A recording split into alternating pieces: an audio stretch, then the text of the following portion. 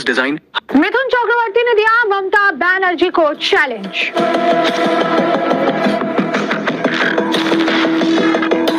मिथुन चक्रवर्ती बोले अमित शाह को बंगाल में बैन करके दिखाओ। बोलिए फूल ऐसे थ्रेट करे कि बोले कि आज से आपको पश्चिम बंगाल में आने नहीं देंगे, फिर देखिए क्या होता है। मिथुन चक्रवर्ती का बड़ा दावा, बंगाल में बनेगी बीजेपी सरकार। अब देखना इस बार तो हम बनाएंगे ही बनाएंगे।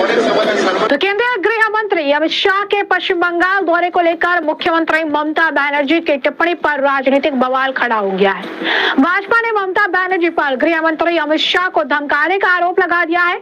पार्टी ने कहा कि ममता बनर्जी सिर्फ अमित शाह को नहीं बल्कि पूरे भारत को धमकी दे रही है और इस पूरे विवाद के बीच अब भाजपा के नेता और एक्टर मिथुन चक्रवर्ती ने भी सीएम ममता बनर्जी पर जमकर निशाना साधा है। पश्चिम बंगाल के मुख्यमंत्री ममता बनर्जी के केंद्रीय गृह अमित शाह के राज्य के दौरे और यहाँ पर जिस तरीके से जो है बयान उन्होंने दिए थे उस पर अब बीजेपी नेता और एक्टर मिथुन चक्रवर्ती का बयान सामने आया जिसमें उन्होंने कहा है कि गृह मंत्री अमित शाह को ममता बनर्जी धमकी दे रही है, बयान दे रही है। अमित शाह को पूरी तरीके से धमकी देकर देखिए आप कहिए कि हम आपको पश्चिम बंगाल में घुसने नहीं देंगे, बैन कर देंगे, तब देखिए कि इसका क्या जो रिजल्ट आपको मिलता है। हम इस बार पश्चिम बंगाल में निश्चित रूप से सरकार बनाएंगे। सुनिए क्या कुछ कहना है मिथुन चक्रवर्ती का। अगर होम मिनिस्टर को थ्रेट किया है तो पूरी तरह से करने को बोलिए ना, फिर मजा देखिए। ऐसा बोलने से क्या होगा।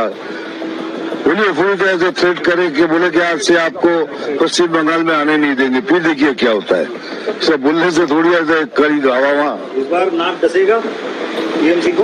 अब देखना इस बार तो हम बनाएंगे ही बनाएंगे। जैसे कि हमने मिथुन चक्रवर्ती का बयान सुना, दरअसल भाजपा ने बुधवार को सीएम ममता बनर्जी की आलोचना की थी और उन पर गृह मंत्री अमित शाह को धमकी देने का आरोप लगाया था, क्योंकि ममता बनर्जी ने कहा था कि बंगाल के लोग बहुत ऐसे अच्छे हैं, आपको बंगाल में रहने दिया जा रहा है या आने दिया जा रहा है, आपको नहीं आने दिया जाएगा, शकुनी और तमाम तरीके की जो बातें हैं उनके लिए कही गई थी। उन्हें बहुत ही ज्यादा ऐसे शब्दों का इस्तेमाल किया गया था, वो भी गृह मंत्री अमित शाह के लिए। ज्यादा वोकलाहट इस बात के लिए थी कि अमित शाह ने उनकी पोल खोल दी थी, बता दिया था कि घुसपैठियों को कैसे ममता बनर्जी जो है शरण देती है, बीएसएफ को जमीन नहीं देती है कि यहाँ पर जो है फेंसिंग की जा सके, तो बिना फेंसिंग के आखिर उनको आने से रोकेंगे कैसे। और इसी बात से वो खफा थी, जिसके बाद अमित शाह के दौरे को लेकर उन्होंने बहुत ही आपत्तिजनक शब्दों का इस्तेमाल किया, शकुनी कह दिया, यहाँ घूमने के लिए आए हुए हैं, हम लोग अच्छे हैं तो उनको एंट्री देने दे रहे हैं, नहीं तो यहाँ पर एंट्री नहीं मिल पाती, उनको तमाम तरीके की बातें उन्होंने कही थी।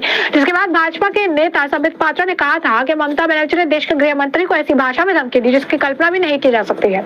हमने इसे देखा है। उन्होंने कहा कि आप अमित शाह को एक होटल में छिपे हुए हैं, अगर हम चाहे तो आप होटल से बाहर कदम नहीं रख सकते हैं, ये आपकी खुशकिस्मती है कि हमने आपको होटल से बाहर आने दिया। इस तरीके के बयान ममता बनर्जी दे रही है। उन्होंने कहा कि ममता बनर्जी सिर्फ अमित शाह को नहीं बल्कि पूरे भारत को धमकी दे रही है। उन्होंने कहा कि पश्चिम बंगाल में बीते विधानसभा चुनाव में भाजपा के अध्यक्ष जेपी नड्डा के काफिले पर हमला किया गया था। यह हिटलरशाही और तानाशाही है। बंगाल में लोकतंत्र पर लगातार हमले हो रहे हैं, उस राज्य में हो रहा है जिसने कभी देश का नेतृत्व किया था।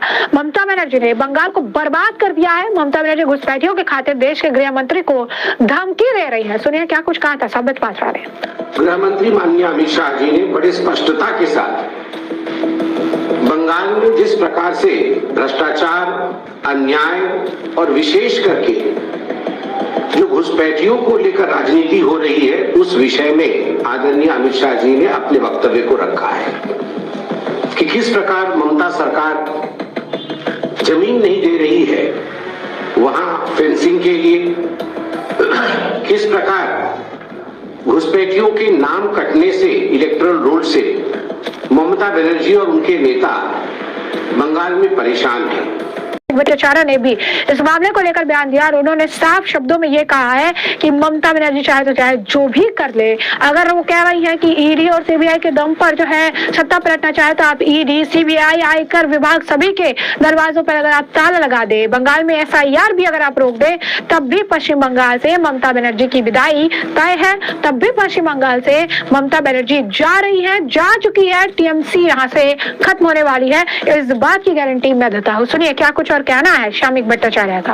अरे पश्चिम बंगाल बीजेपी अध्यक्ष होने का नाते ये तो मैं दावे के साथ कह सकता हूँ, जब ईडी सीबीआई के दरवाजे पे ताला लगा दीजिए इनकम टैक्स और जीएसटी को बोल दीजिए आने वाले दिन में किसी को नोटिस ना भेजे, एसआईआर बंद कर दीजिए, तब भी तृणमूल सत्ता पे नहीं आ रहा है। तृणमूल जा रहा है, तृणमूल जा चुका है।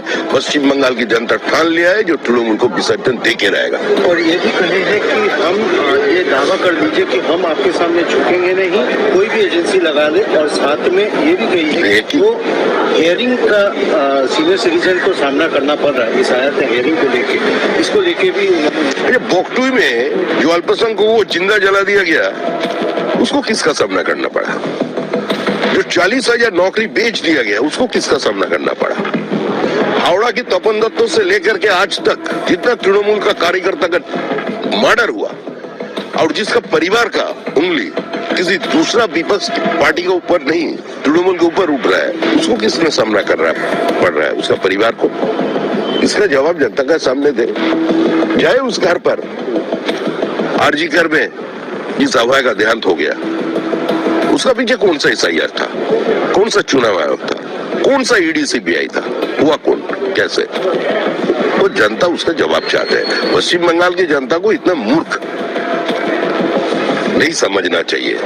ऐसे बातें करने से जनता अपमानित होता है और उसी अपमान की बदला जनता इस बार ले लेंगे। आपसे मीटिंग की कल अमित शाह के साथ मीटिंग होने के बाद फिर सक्रिय तौर पे दिलीप घोष को देखा जाएगा। अरे दिलीप घोष सक्रिय है, सक्रिय था, वो सक्रिय रहेगा।